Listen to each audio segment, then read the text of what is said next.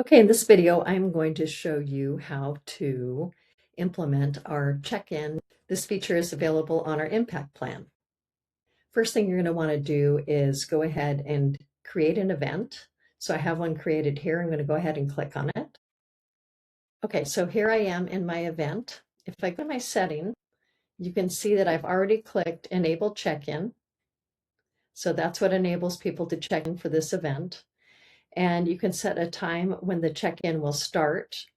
So you can set it for some number of minutes before the actual start time of the event or before the start time of specific time spots. So for example, if you have an event that's just going from 9 until noon and everyone's going to check in at 9, that would be 15 minutes before the start time of 9 a.m.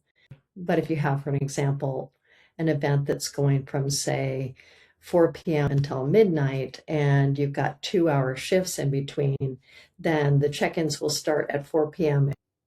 and then 15 minutes before any other time spots that you've set. So if it's every 2 hours, you have time spots, for example, then 15 minutes before 4 o'clock, 15 minutes before 6 o'clock, 15 minutes before 8 o'clock, etc. People can check in.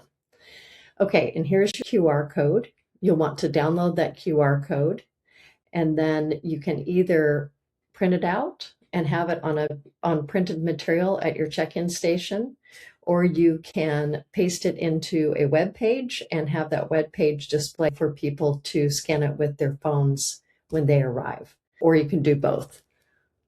Now, when it's time to check in, as we said, you can have that QR code all ready to go on printed material or on some other device at your check-in station, perhaps an iPad where you've pasted it into a web page that you have visible, and the volunteers will scan their QR code and check in. So that's super easy.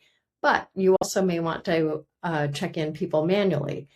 So when it comes time to check in, and if you're on site to check them in, you can scroll down, as you can see here, and we see that it's check-in time. So I can just check in any of these people as they come in, and you can see this is an associated time with them.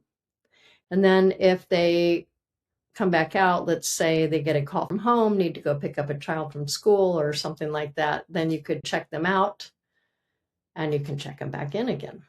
So that will all be reflected then in your check-in tab up above here.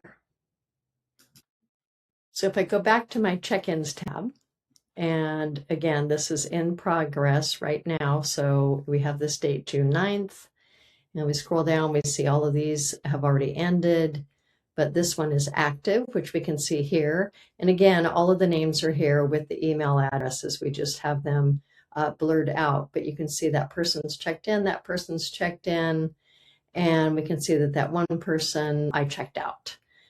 And then after the completion of that time frame from 6:30 to 8:30, we'll see those actual duration versus the scheduled time here in our stats.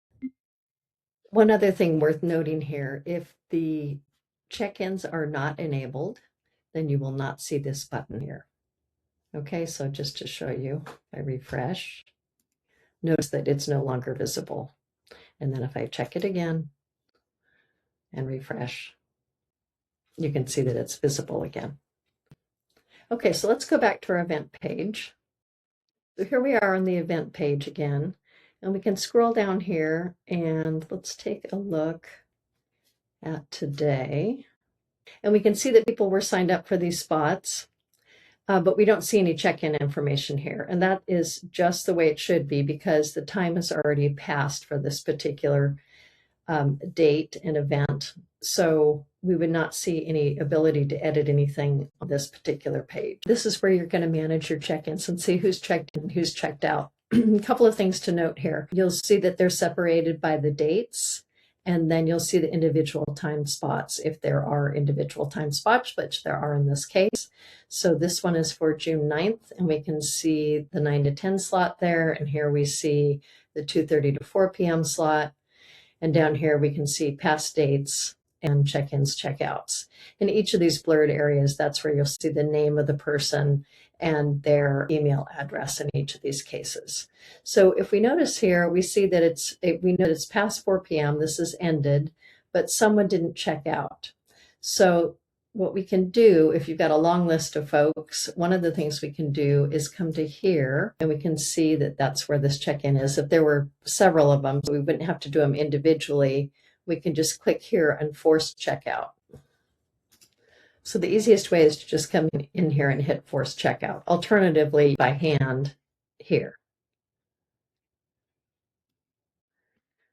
So I click force checkout. It pops all the users from the selected time spot to check out on this date. Now, another thing I can do is I can click force checkout all, and that would check out everyone for this date. And the same thing goes for here for this date. And you can see that there's some accounting for check-ins for if someone's checked in and checked out more than once. You can see that here. And I would also note there's a lot of information. So one of the things that you can do is just scroll left and right here to see any additional information. And that's it. Thanks for watching.